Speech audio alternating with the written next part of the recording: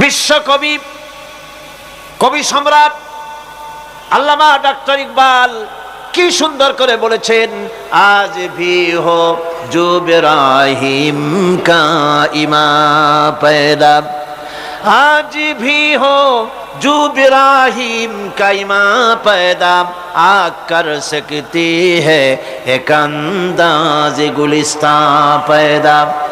ইব্রাহিমের ঈমান যদি আজও কোথাও হয় বিদ্যমান, করতে পারেন অগ্নিকুণ্ডে খুবসুরত এক গুলিস্তান।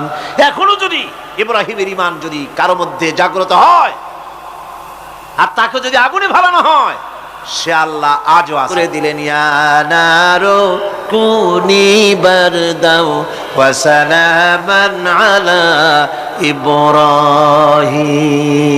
আগুন আমার ইব্রাহিমের জন্য ঠান্ডা হয়ে যা, শান্তিদায়ক ঠান্ডা হয়ে যা।